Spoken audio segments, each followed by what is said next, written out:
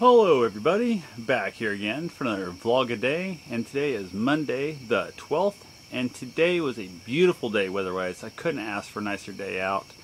Ended up getting up fairly early for me and got around, got some stuff done here in the house, had to get done before I took off. Went down to the farm, picked up my father, took him up to Ottumwa to get an infusion for his cancer treatment.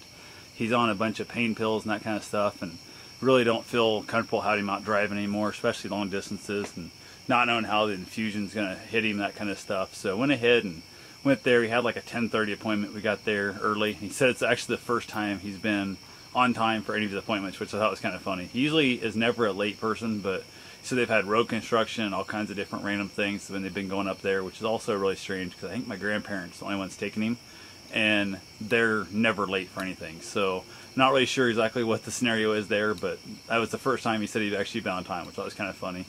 But didn't really matter. So we got in there. We waited in the front waiting room for a while. It took us back to the infusion room for the cancer patients and that. And we sat there for a little over an hour, hour and a half, maybe more. I didn't really look. I tried to stop looking at my watch at the hour mark. Just I got tired of getting more pissed off. They're making us wait that long. Finally got his 15 minutes of treatment. Then we waited around about another half an hour for them to finally release him. I have no idea what the hell they're waiting for. They just kind of seem to be really scatterbrained. Super nice people there, but super scatterbrained. So we left there, headed out. He had nothing else in Ottumwa he needed to do, so I stopped by my buddy's house that I'm up there most time on weekend stuff, hang out with them. I was there Friday, but I stopped in today, and they never met my father, so I went ahead and introduced everybody to each other and that, which was kind of interesting.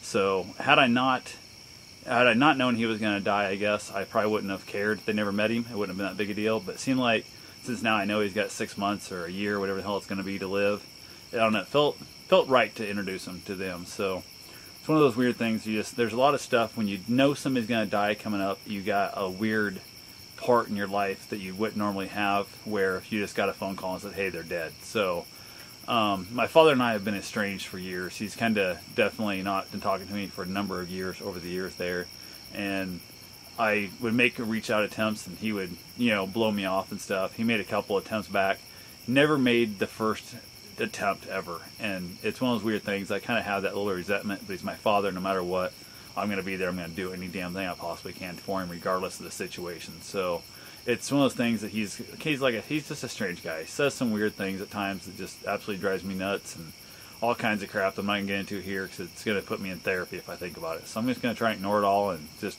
move on with my life and just realize the fact that he is who he is, and there's no chance of him changing, especially with 6 months left to live. So definitely was going to be down there. We got another appointment this Friday I got to take him up to.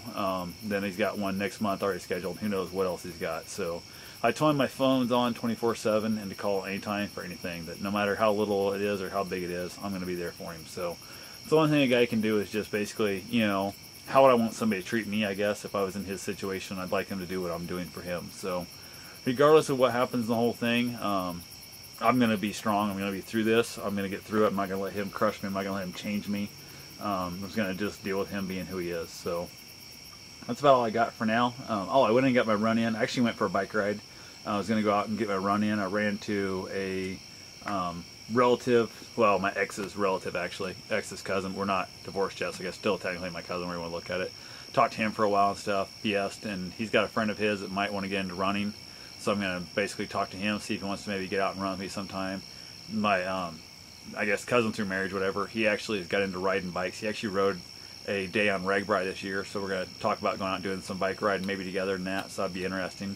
And he's trying to catch a couple stray cats. His dad kind of might want one of them, so I'm going to take the live trap over to him tomorrow and set it up and show him how to set it up and see if we can't catch the cat and tame it down for his dad. So other than that, not a lot going on. Same old, I guess. So I'll talk to you guys tomorrow. Have yourself a safe and wonderful day. Thanks for watching.